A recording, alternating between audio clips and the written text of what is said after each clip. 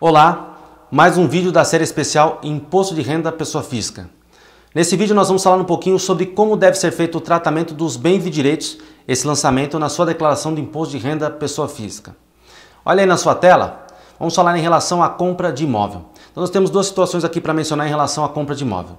A primeira é, se você comprou um imóvel e esse imóvel você comprou simplesmente com um contrato de gaveta, você deve declarar no seu imposto de renda. Por quê? Porque a obrigação, ela passa a existir a partir do momento que sai o dinheiro da sua conta e entra na conta da pessoa que você comprou o imóvel. Então, não é o fato de ser o contrato de gaveta e você não ter a escritura que você não vai lançar. Comprou o imóvel, mesmo em contrato de gaveta, você deve declarar. Um segundo detalhe bastante importante que deve ser levado em consideração é em relação ao financiamento do imóvel. Caso você tenha feito a compra de um imóvel através de um financiamento pelo sistema de habitação, vamos dar um exemplo simples, quando você faz o financiamento do imóvel junto à Caixa Econômica Federal, então o que você deve fazer? Você deve ir lá na ficha Bens e Direitos, escolha o item lá do imóvel, seja apartamento ou casa, faz a informação lá de quem você comprou, quanto você deu de entrada, quanto você já pagou de prestação. Inclusive a Caixa Econômica Federal ela manda um resumo dessas informações para ficar mais fácil o lançamento para você. E aí, a soma de todos esses gastos que você teve em 2011, você deve lançar lá no campo 31/12 de 2011. E esse procedimento deve ser adotado até o fim do financiamento que você faz na sua declaração. Um outro fator também bastante importante é que, se a sua situação de financiamento é pelo sistema de habitação, você não precisa lançar dívidas e ônus. Por que você não precisa lançar? Porque o bem está em garantia do banco. Se você não pagar, o banco pega o imóvel de volta. Então, nesse caso, você não precisa lançar lá a dívida no campo dívidas e ônus. Olha lá na ficha, na tela, vamos olhar aí uma próxima situação. Bens adquiridos e vendidos no mesmo ano. Essa é uma situação bastante importante que muitos acham que não precisam declarar. Mas se você comprou um bem no ano e vendeu no mesmo ano, você tem que declarar. Mesmo que a situação em 31/12 de 2011 vai estar zerada. Mas o que você faz lá na ficha de bens e direitos? Informe bem de quem você comprou, nome, CPF, o valor que você pagou, o valor que você vendeu e o CPF para quem você vendeu. Por que isso? Por que você deve declarar? Porque você comprou e vendeu no mesmo ano, mas a pessoa que recebeu o bem vai declarar no imposto de renda dela. E caso a Receita precise fazer uma vasculhação na declaração da pessoa, ele vai procurar os dados na sua declaração e assim fazer um comparativo. Então, por isso que a Receita pede que você declare o bem que você comprou e vendeu no mesmo ano. Talvez não por sua causa, mas por causa da pessoa que comprou, para que a Receita possa utilizar isso como informação para a análise do imposto de renda da pessoa que comprou. Voltando lá na tela, vamos a uma outra situação. Benfeitorias realizadas no imóvel. O que são benfeitorias? São melhoramentos que você faz no seu imóvel, reforma da instalação ou reforma da parte de alvenaria e assim por diante, construção, reforma. Então isso são benfeitorias. Então essas benfeitorias, o que você tem que fazer? Lá na ficha de bens e direitos você tem a sua casa, por exemplo, lançada lá R$50 mil.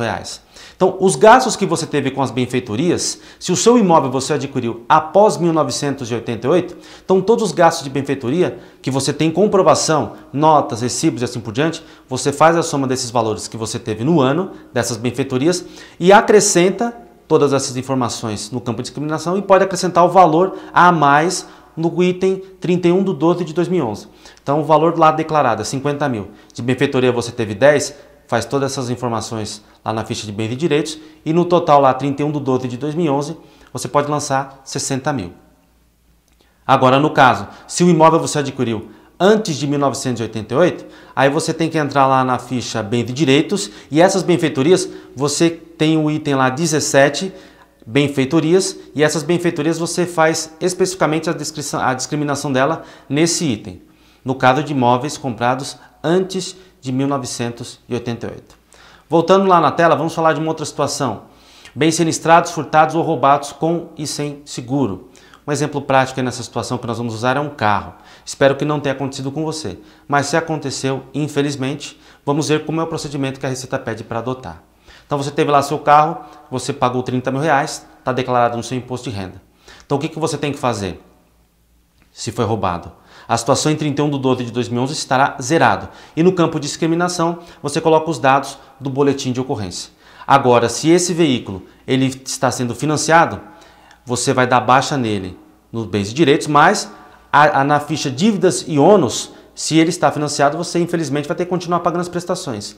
Então, esse item, essa ficha, ela deverá continuar sendo preenchida. Agora, no caso, por exemplo, se o seu veículo ele tem seguro, então qual deve ser o procedimento nesse caso? O mesmo, vai lá na ficha de bens e direitos, seu carro foi comprado por 30 mil, está quitado. Então você faz a descrição lá do boletim de ocorrência e na situação em 31/12/2011 você deixa zerado. Aí, em relação ao valor que você vai receber de seguro, o que você deve fazer? Você deve pegar o valor declarado no seu imposto de renda, vamos supor nesse caso 30 mil, vamos supor que você recebeu da seguradora 40 mil.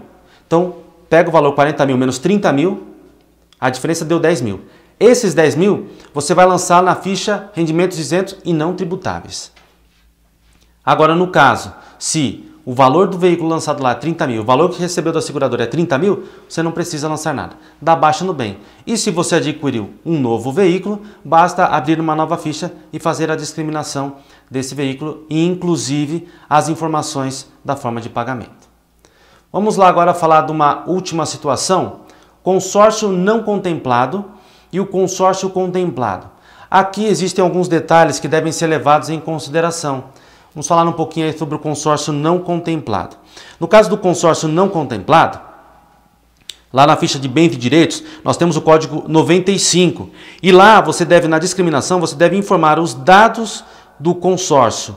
O valor do consórcio, as prestações, o número do grupo, todas essas informações.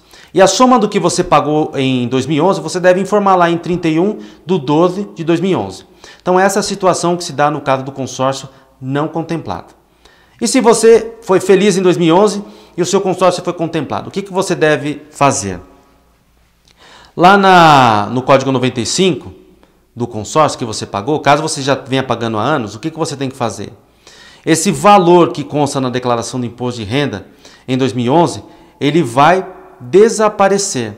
Você não precisa preencher lá a situação 31/12/2011. Por quê? Porque esse consórcio contemplado, provavelmente, ele está relacionado à aquisição de um novo bem. Então você vai dar baixa e você vai criar o código do bem. Um exemplo, um apartamento. E aí você informa na coluna de discriminação todos os dados do bem e do consórcio.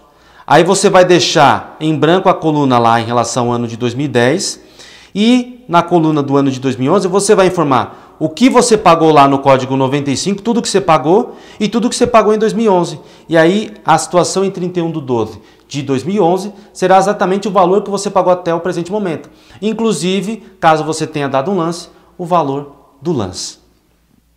Então, essas são algumas informações, algumas dicas interessantes que você deve seguir para que você não venha ter problema na hora de fazer o lançamento e o preenchimento da ficha bens e direitos no seu imposto de renda. Espero que possa ter ajudado. Um abraço e até o nosso próximo vídeo.